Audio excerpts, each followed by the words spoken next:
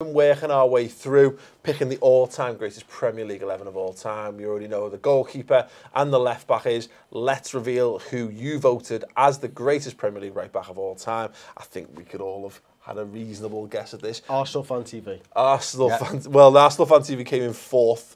And to be honest, I actually didn't see. I'll be honest, I didn't see that show. They handled that one down south. What I did notice is Hector Bellerin was put forward as one of the votes, and he received 8% of the vote, which justifies his inclusion. Although that being said, listen, Lee Dixon got 12%. Who was good. Branislav Ivanovic got 18%, which I would presume Sophie probably put forward. I'm just saying, because she's the Chelsea fan.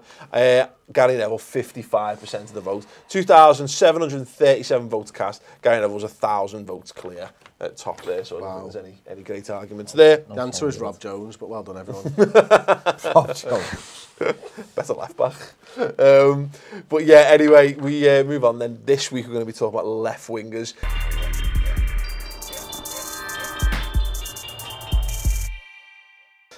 Chris, who you throwing forward? Lee Sharp. Yeah. Like, I absolutely loved him as a footballer. You know, when you're growing up and you see like a ticky winger come through, and he was like that. He was the first of a generation of Premier League superstars for me. And I felt that, you know, he had a little bit of trouble, and obviously he had Ryan Giggs breathing down his neck and stuff as well. Maybe he was a little bit mismanaged because I don't think anyone knew how to manage that generation. And I think the way that he was handled actually shaped Ryan Giggs' career more. Yeah.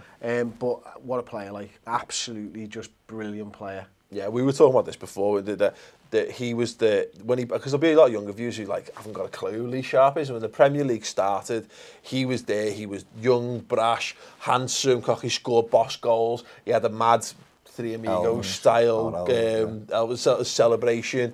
But yeah, exactly. I think that, given how badly he went off the rails, I think he was used almost he signed from Torquay, didn't he? Yeah. He came from Torquay into Manchester United's first team. Scored an absolutely belter of a volley against us at Goodison. Just always scored against us. I was on holiday with him, 1993. Not with him, didn't go with him. He was there, and he was a boss. I've been on the air in with him. Zante. Birds everywhere. I've been on the air with him. He's a good lad. Yeah. He's a good lad. Yeah, Chris got to meet him once on me and Tom's most stressful day in production history ever. Just having a chat with Lee Sharp. While we were He's a nice lad. Remember David Johnson, who played for Ipswich? He was there. I spent a whole day with him once. It was fun. I had a few It was days. more fun for him when he took. Yeah. So he took 5 bits to his the thing for Lee Sharp is, again, I remember at the time, it's accepted now. We're like 18-year-olds going into the main England squad, whereas he was very much like, I mean, there'll have been other examples, but in that era, it was he basically skipped the under 21s and went straight into the main team. And again, I think you're right, the too much too soon thing kind of probably was a bit of a heavy burden on his career. Ped, are you throwing out? Honourable mention, Stephen Pienaar. Okay. It's an honourable mention that's why it's an honourable mention. When he played left midfield for Everton, it was absolutely amazing. The combination with him and Baines was just culminated in so many goals. And people can laugh all they want. People who aren't on the show have to sit behind cameras because they're not clever enough to sit here.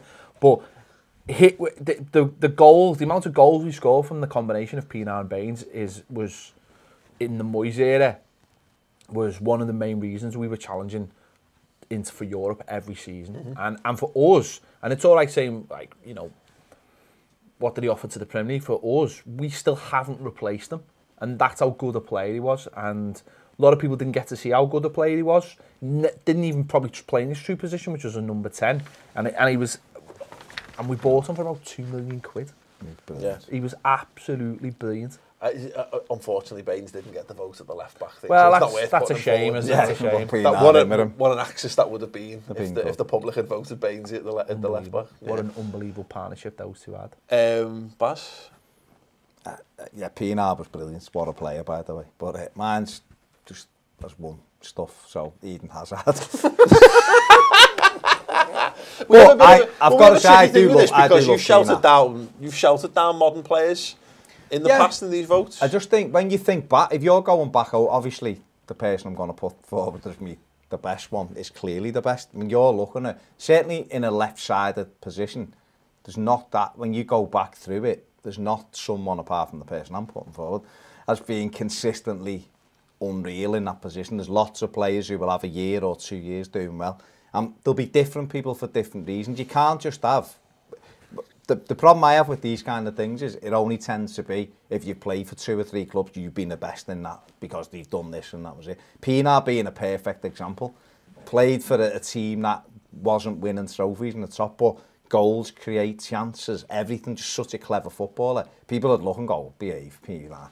You know, he didn't play for Chelsea or he didn't play for United, but it's all individual. You spoke about some Liverpool players and you've gone, yeah, he actually was quite good, but he'll never be considered because Gary Neville was there or whatever. Yeah. So Eden Hazard, I think everybody will look at and go, what a fabulous footballer. He's won the league with Chelsea. Yeah. He's brilliant at the moment. But yeah, I get what you're saying. If he carried on the form from 3 seasons ago, through last season and into this season, I think people will be talking about him up there in that upper bracket. Yeah. But I think the fact that he had he fell off a cliff and then he turned up just before the Euros, didn't he? Just to make sure you've got to look at him as a footballer, though, haven't you? Yeah. And like I say, on that side of the pitch, when you go back historically, yeah, we'll all have someone who we put forward who's been good. But outside of that, you know, I was surprised to see Hazard's only won.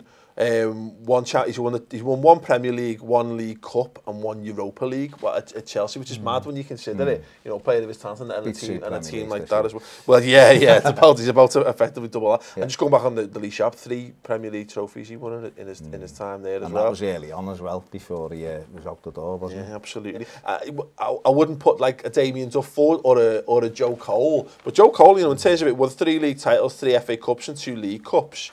And you know, played ran a few teams as well. That's just his Chelsea, his Chelsea time there. But he's not one you would think you go, oh, Joe Cole, and everyone would go, oh yeah, he was an absolute brilliant. Well, you just go, yeah, he was decent for a bit. Exactly. I was tempted to throw Steve Guppy in, but I realised that I put Matt Elliott forward for centre halves, and basically I'm just trying to recreate the Man O'Neill Leicester team in there, and Mieleski's getting voted up front. So yeah, David Ginola, only 1 League Cup. Gareth Bale. Like, you know, no one's thought to pick Gareth Bale. Won nothing and no honours whatsoever. But 146 appearances, 42 goals, and that's just, but obviously not counting his Southampton days. That's just in terms of goal return, you know. Yeah, but that goal return was in the last couple of seasons as well. He really took his level up, didn't he? So no, you know what? I will throw. I'll pick Gareth Bale as a notable mention because I think if he had another season. At Spurs, and I know he played down the middle. Well, he started to play more down the middle, didn't he, and stuff like that. So he's not a notable man. Just move on. I will do. Chris, in fact, I'll tell you what, Chris. Let's get it out the way. First, yeah. Who have you gone for? Ryan Giggs. Ryan Giggs. Yeah. There we go. Of course. Just the incredible. 13 Premier League trophies, 4 FA Cups, 3 Champions Leagues, 4 League Cups. 672 appearances, 114 goals. Blimey. And a hat-trick against my Burnley side. And a partridge in a pear today. But it's hard to argue against. I mean, listen, he got in at 70, made his debut against us. He did. He was 17. Everton actually won that day at Old Trafford 2-0. But he's just got in and was absolutely fantastic till he went out. And it was, you know, in general, you didn't hear much about him. Until the back end. Yeah. But he was, but what a when fantastic... super injunctions used to mean super injunctions. But he was an absolutely fantastic footballer and just brilliant on the pitch. Could have left United a few times ago to Inter Milan, wanted him big time, didn't he? And just produced it year after year after year, important goals, and his trophy return is incredible. Well, this is the thing, isn't it, Chris, is that this is, everyone will have watched this, everyone will have seen the title of this video and everything, and we knew we had to come to it. Of all the positions, left back was pretty much a gimme for Ashley Cole. Right back, similarly sort of an level. This is the one where it's very hard because we will do it nevertheless because that's what we're here to do. Are there any other players that you feel that are even worthy of? I think Robert Pires was a fantastic footballer, and I think, you know, he came back from a really bad injury, was it a cruciate or something he came back from, to then play a part in the Invincibles season. And I think him and Henry were just unreal that season. They scored something stupid like 49 or 59 goals between them that season. And you think, you know, you've done the stats there, but for a left winger, for me, goal return's great, but you need to include your assists in there as well. And I know he topped the assists one year. He was the Football Writers Footballer of the Year in one season as well. And I don't think Giggs did that at left wing. I'm clutching, but you know, he's done that from a left wing position. He was a good player. He was a good player. He was a great player. Very, very good player. 2 Premier Leagues, 3 FA Cups, 3 times he was in the team of the year. Also took the worst penalty kick you'll ever see in your life. He did. A player who helped, I think, transition the Premier League was Mark Overmars. And I tell you why I think that. I think he came in from Ajax and he was one of the fastest players I've ever seen. I think at the time he must have been the fastest player ever to play in the Premier League. And he helped counter-attack football become a big thing in the Premier League before really. We were still trudging along, playing a little bit more direct, or teams were starting to play out of the back, but there wasn't a lot of counter-attacking football with pace on the break. Yeah.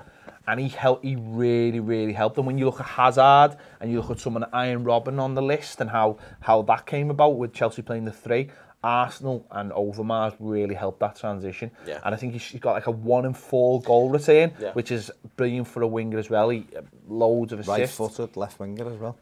And they might have even got the best out of it. Barcelona might have got the best out of it. It's interesting that you write 100 Premier League appearances, 25 goals. You go back to the Pires, 189 appearances, 62 goals, which is phenomenal in terms of a goal return.